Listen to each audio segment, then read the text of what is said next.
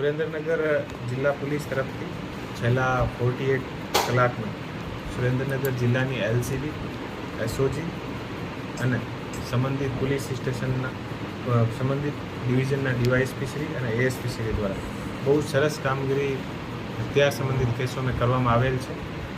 છેલ્લા 48 કલાકમાં ટોટલ 10 અલગ અલગ ગુના દાખલ કરેલ છે અને આ 10 જે અલગ અલગ ગુના છે, આ ગુનામાં ટોટલ 12 હથિયાર પકડાયા છે અને ટોટલ જે છે એ 28 કાર્ટીસ અમે સાથે પકડાયા છે.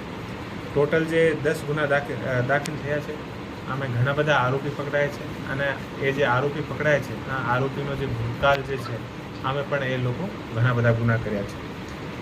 ટોટલ જે ગુના થયા છે, આમે 3 ગુના જે છે એ થાનગઢ પોલીસ સ્ટેશનમાં દાખલ થયા છે. એ જે થાનગઢ પોલીસ સ્ટેશનમાં જે 3 ગુના દાખલ થયા છે, આમે મેહુલ ઉર્ફે ટેણો મુખ્ય આરોપી છે અને એ લોકો જે છે એ મધ્યપ્રદેશથી અલગ અલગ હથિયાર લઈને આવ્યા છે. આને અલાવા એક ગુનો જે છે એ જોરાવરનગર પોલીસ સ્ટેશનમાં દાખલ થયો છે. આમાં જે આરોપી છે, આનું નામ છે જોગી ઉર્ફે મહેશ અને 5મો જે ગુનો છે એ ચૂડા પોલીસ સ્ટેશનમાં દાખલ થયો છે. આમે જે આરોપી છે, આનું નામ છે પ્રવીણભાઈ.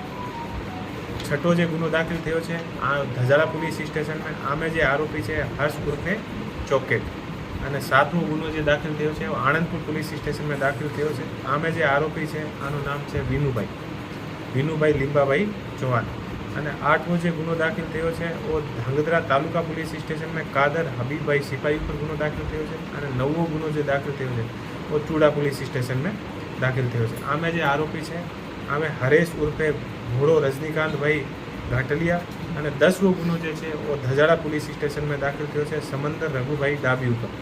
ટોટલ 10 ગુના દાખલ થયા છે, 12 હથિયાર પકડાયા છે અને 28 જિંદા જે કારતૂસ છે એ પકડાયા છે. બહુ સારી કામગીરી એલસીબી, એસઓજી અને પેરોલ ફરલો અને તમામ એએસપી શ્રી અને ડીવાયએસપી શ્રી દ્વારા કરવામાં આવેલ છે. 48 કલાકના અંદર આ જે ડ્રાઈવ છે અત્યારે આગળ ચાલુ છે અને આગળ પણ પોલીસને ઘણી બધી લીડ એવી મળી છે. આને ઉપર અત્યારે કાર્યવાહી ચાલુ છે. તો હું તમામ જે ટીમ છે, એએસપી શ્રી, ડીવાયએસપી શ્રી અને તમામને હું બધાઈ આપું છું કે સરસ કામગીરી પોલીસ દ્વારા કરવામાં આવે છે. તમામ હથિયારો છે એક જ જગ્યાએ જ લાવવામાં આવે છે, અલગ અલગ જગ્યાએ? મેં જે રીતે આપને બતાવ્યો કે થાનગઢના જે 3 જે ગુના દાખલ થયા છે, એ જે હથિયાર છે એ એમપીથી આવે છે. આ રીતે એ અલગ અલગ જગ્યાથી એ આવ્યા છે અને અત્યારે આની જે પોલીસની તપાસ આગળ ચાલુ છે.